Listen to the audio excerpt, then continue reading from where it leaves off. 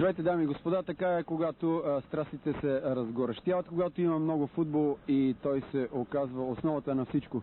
Днес е голям ден за българския клубен футбол, четвъртфинали реванш за Купата на България, ЦСКА Славия, Левски Литекс, Пирин Локомотив и Марица Академик.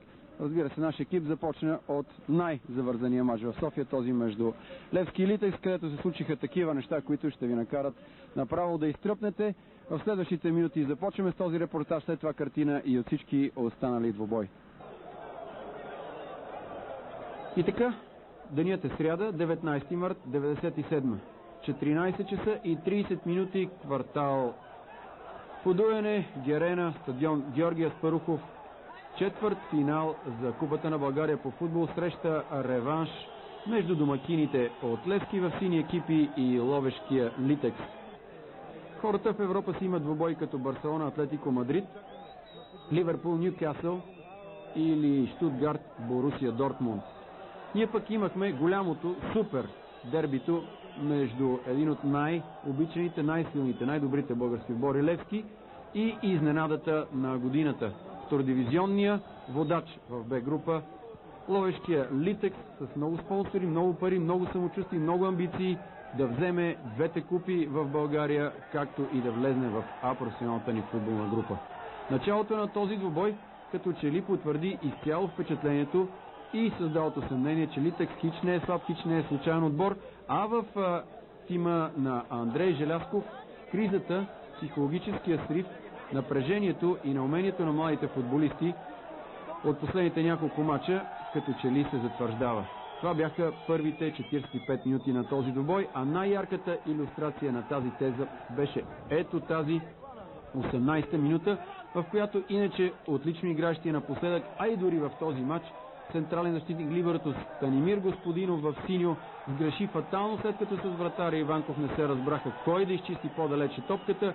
Един друг национал, любимецът на Христо Бонев и разбира се на ловешката гидка, централният нападател с номер 11 в този матч Димчо Беляков отбеляза фантастичен гол.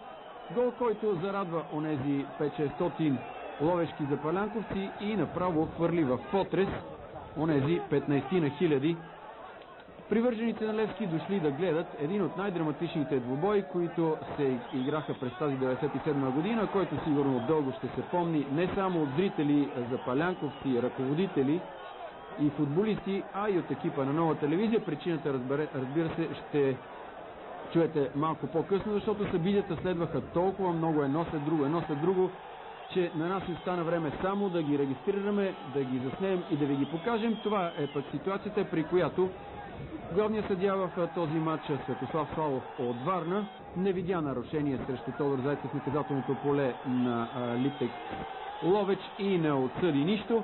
Всъщност от толкова много събития нямаше време да ви кажем, че главният съдия Светослав Славов от Варна беше без помощник, четвърти съдия, дежурен съдия на този матч, който е трябвало да бъде Костадин Костадинов, но не се появи. Така и до края на матча на терена, но според правилника двубоят можеше да започне и в негово отсъствие. Това пък е пропуск на централния защитник Иван Василев, Сусето с син екип, който наистина има за това да съжалява и който може би с тази си проява накара своя наставник Андрей Желязков след малко да го смени. Всъщност ето и кои бяха 22-мата, с които започна този матч. Левски на вратата Иванков, 2 Кременлиев, 3 Господинов, 4 Владо Иванов, 5 Иван Василев, 6 Йонков.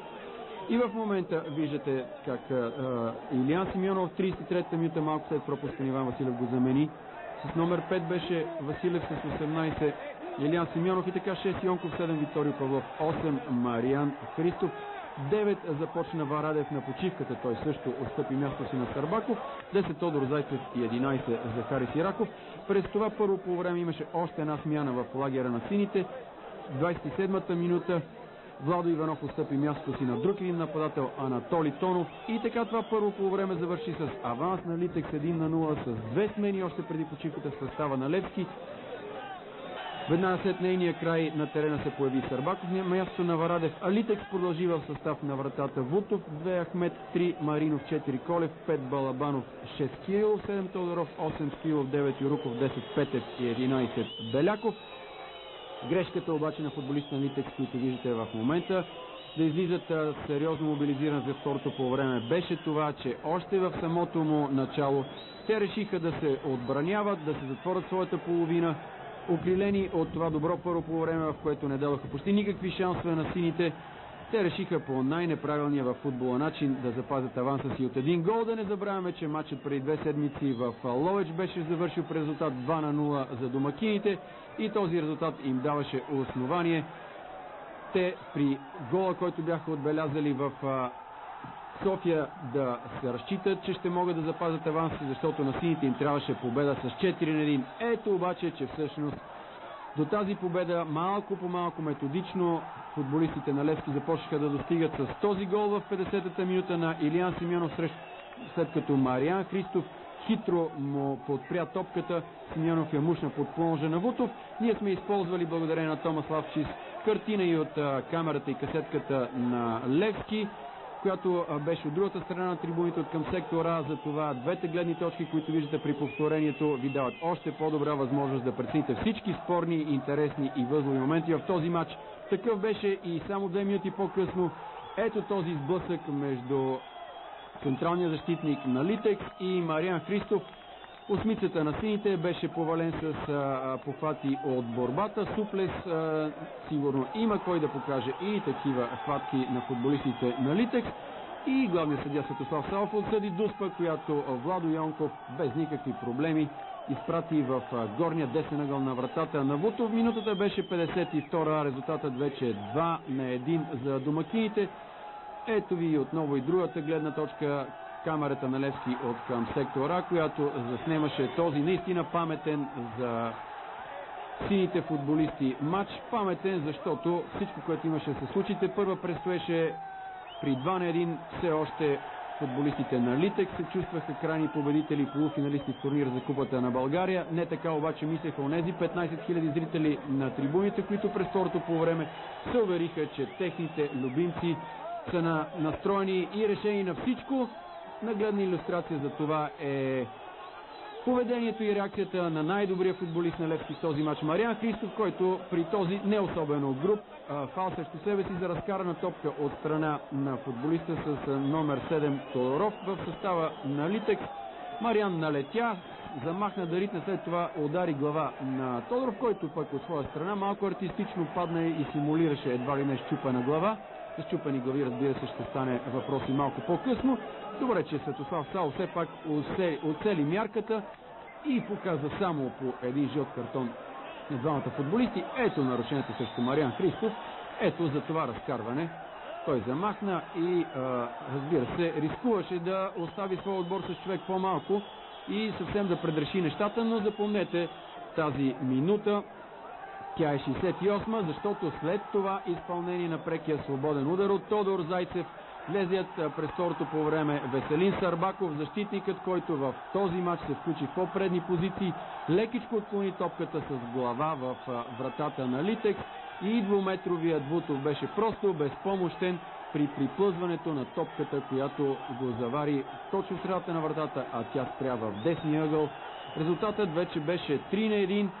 И така се стигна до най-фаркната ситуация. 90-та минута, времето, когато при един ъглов удар вратарят Иванков беше излезнал да атакува по познат от западните мачове маниер. Всичките футболисти в синьо плюс вратаря бяха в наказателното поле на Ловеч, а в този момент виждате полицай, който се наведе и прибра една бутилка, защото минутата е 90-та. Гол за Левски, 4-1, победа за сините, елиминиране на своя съперник, но тук и хубавите неща в този мач бяха елиминирани.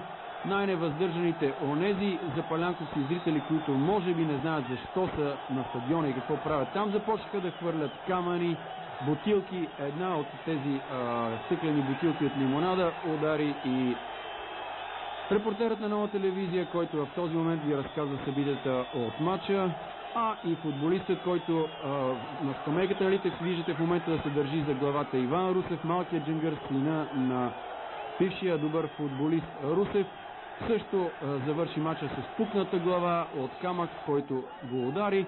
Всъщност ето от тук започна тази истерия, тази еуфория, тази кулминация. след като неориентиран защитата на Литекс изпрати топката в ъглов удар. Вижте още веднъж уникалното меле, при което тук двамата вратари се сблъскаха в желанието си единия да вкара, другия да отрази. Отново Иванков прати топката, тук Вуто се размина с нея и в суматохата. Анатолий Тонов с номер 17 от около метър и половина забучи топката в мрежата на гостите. Левски вече е полуфиналист за Купата на България след един от най-инфарктните и скандални мачове, които и аз лично съм виждал, още повече, че отново ви напомням и аз пострадах с пукнатата си глава.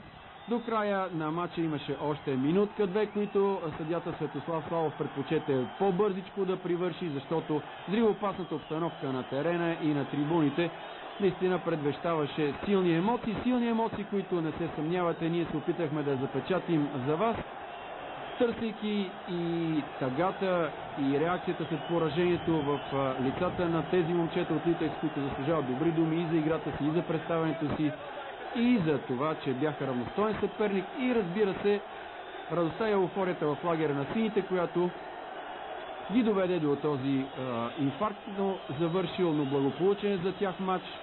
Донесъл им заслужена премия, радостта на треньора им Андрей Желязков и президентът им Томас Славчис. Разбира се, не се мина и без разправи, диалози между треньори, технически щабове, съдиите. Нямаше, отново ви напомням, четвърти дежурен резервен съдия, но така или иначе по стара българска, а и световна традиция, победителите не ги съдят те и нямаха претенции към ръководството на съдята, докато от лагера на Литекс, най-вече в лицето на вице-президентът им Ангел Бончев на вашите екрани в момента в диалог с варненецът Светослав Славов, изразиха своите претенции, своето недоумение, своите упреци и директни обвинения и за счупената на две места пукната и защита глава на своя защитник, и за даденото продължение, и за дуспата чуваме тук, която Ангел Бончев не може да приеме. От тук дотатък оставаме на вас да прецените какво имаше и разбира се с камера и микрофон ние потърсихме мнението на главните действащи лица в този матч.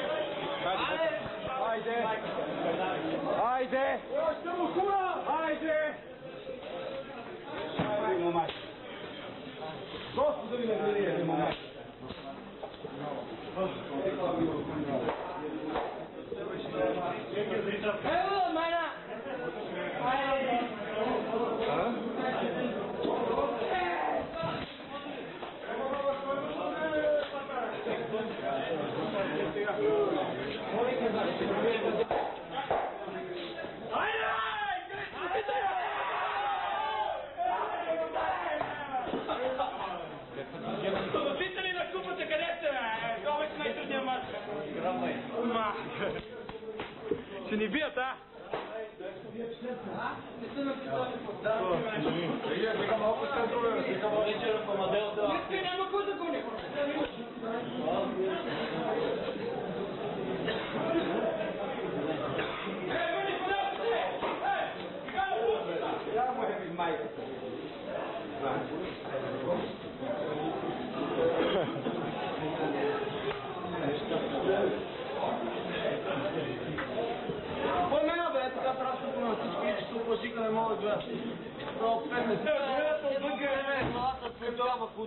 Като излезат за евротурнирите, какво ще направят? Още пари. Това е една минута, бе, ти знаеш какво продължим ли да?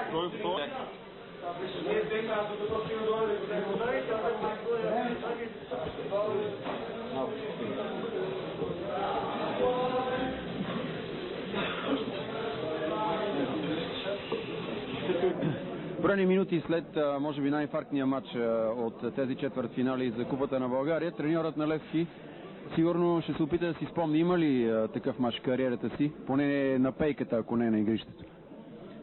Като треньор не, но като състезател да. Но надявам се да не ми е последния такъв. Ще има и други, сигурно. Треньорската професия е такава. Бихте ли го приличили на матч от преди седмица между Атлетико Мадрид и Барселона?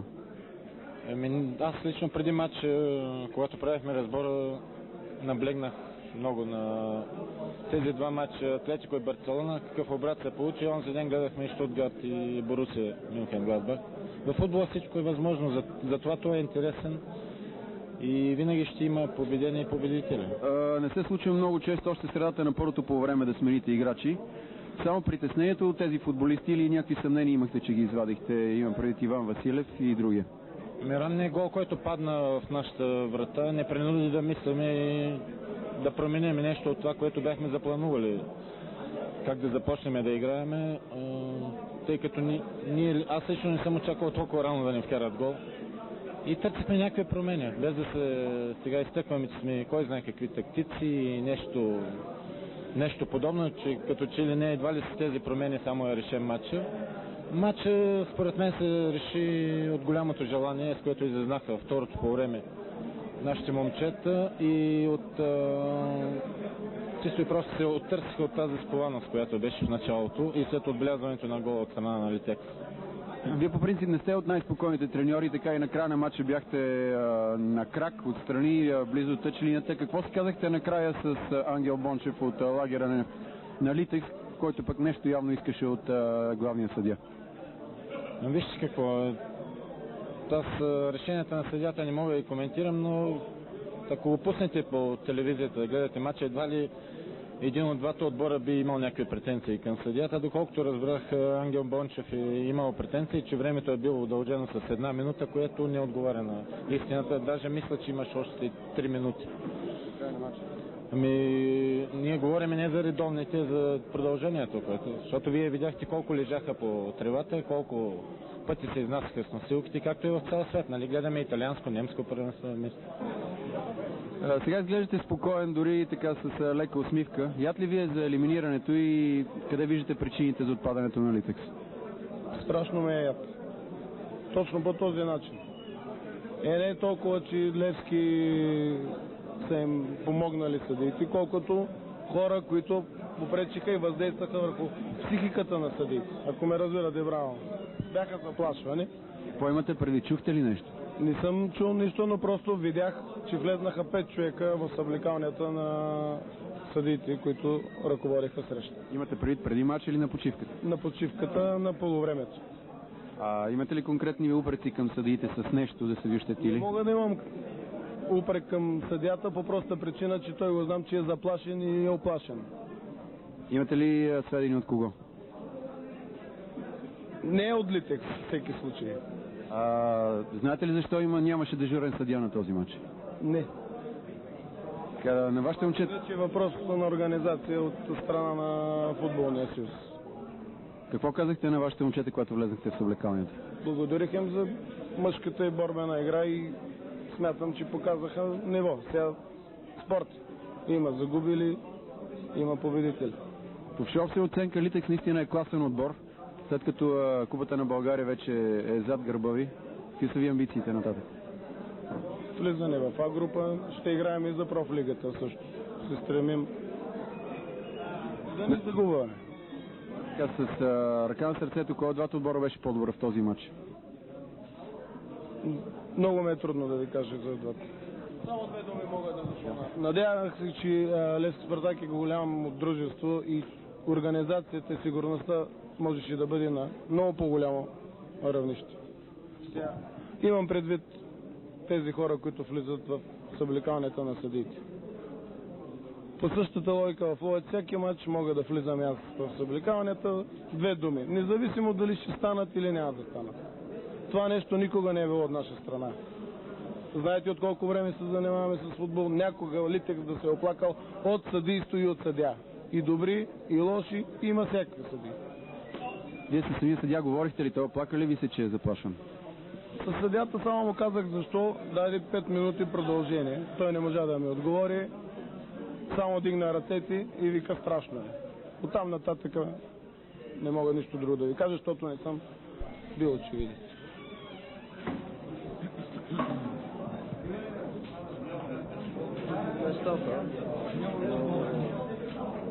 Точно просто уточни какъв. Сигурен, след тук беше. Сигурен. Кой аз не питам на вас, защото аз където си проблема. Не си държа толкова.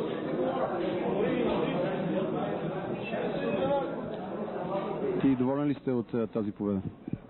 От победата съм доволен. Момчетата нещо просто стих им, те повече ги нямаше.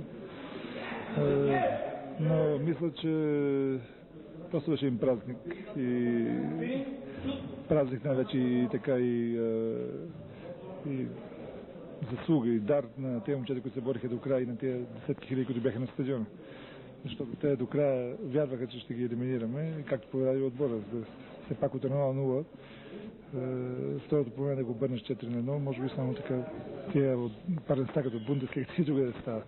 Не искам да ви развалям празника, но от лагера на Литекс нормално да загуби отбор. Имат претенции към не толкова към съдята, колкото към това, че на почивката на матча лица, свързани с Левски, не конкретизираха, но визираха, може би, хора от ВИС-2, са влизали в съблекаването на съдите и са заплашили главния съдия. Знаете ли? Не, аз бях оттатъка, но смятат ли, че са недоволни от съдята? Това ли да разбирам? Че хората на Литекс са недоволни от съдята, след като цяла България знае как Литекс побеждава всичките мачове. И това и на конгрес се изнесе, как са подкупали съдите. Едва ли някой може да каже за Левски също нещо. А ако и Литекс се оплаче от съдята този мач, който това е причината да ви дам и касета сега. Защото знам, че не сте да снели матча, така поне разбрах. Да, нямаме. Да, нямате някои моменти. Мога да ви дам касета да покажете на вашите хора в кои моменти е бил ощетен Литекс. Може да покажете в кои моменти е бил ощетен Левски. И Дуспата, която беше 10 минути, която може да реши матч още в началото. И тази груба игра срещу Мария Христо през цялото време. И червения картон, който спести на асоциацията на Литекс, който хвана за втори път топката с ръка. И нарушението, което беше в последните минути на палантерията срещу Мария Христо, когато 3 души го посекаха. Нека кажат Литекс, кое положение сме ги ощетили. Кой от головете е бил нередовен, или нямаше, или някой, или претендират за времето, което аз лично гледах, че нямаше и 90-та минута. Господин Бончев, претенциите му на господин Бончев бяха за четвъртия гол, че имал нарушение на Иванков срещу Вутов. И за продължение дадено гол. Беше на голината, Иванков беше на Дуспата. Как може да има нарушение? Може би Ангел бил на някой друг матч, не знам, но не искам да го обиждам, но в края на краищата все пак ние мисля, че разбираме повече футбол. На Дуспата нарушение. Неизвестни за нас причини, арбитъра на този двубой даде началния съдийски сигнал малко по-рано. Левски и Щурмград вече започнаха своята среща. През първото полувреме домакините